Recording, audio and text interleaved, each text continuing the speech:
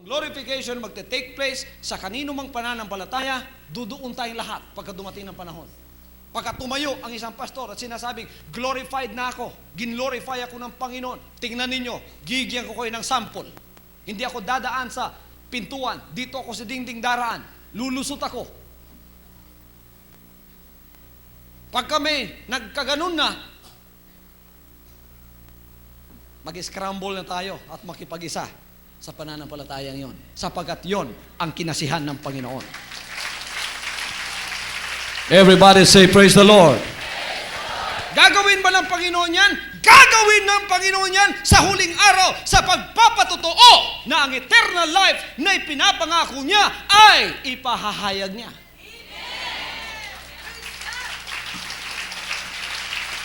Sabi ng iba, ganun bang rapture?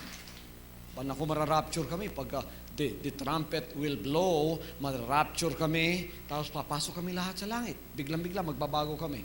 Hindi po biglang-biglang tulad ng biglang inaasahan ng iba. Hindi po. Ang pagbabago ay ginagawa na ng Panginoon ngayon pa. Ngayon pa, ginagawa na ng Panginoon ang pagbabago. Binago na ba kayo? Unti-unti. Kaya yung pagbabago, huwag niyo pigilan. Pagka binabago kayo, pabayaan ninyo. Praise the Lord, I welcome change, Lord. Binabago ng Panginoon ang attitude ninyo. Binabago ng Panginoon ang espiritu ninyo. Pag-iisip ninyo.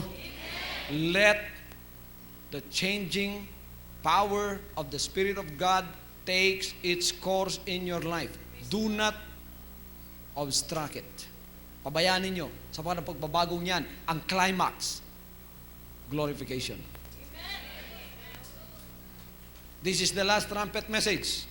Pagka dito sa banal na kasulatan, pagka nagsasalita ng trumpet dyan, trumpet, the trumpet will sound. Mensahe po yan.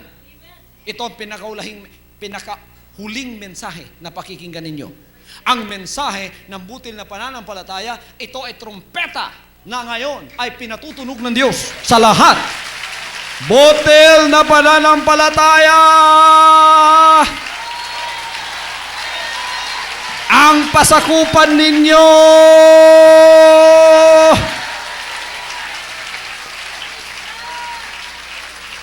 that is the last trumpet message and glorification will take place.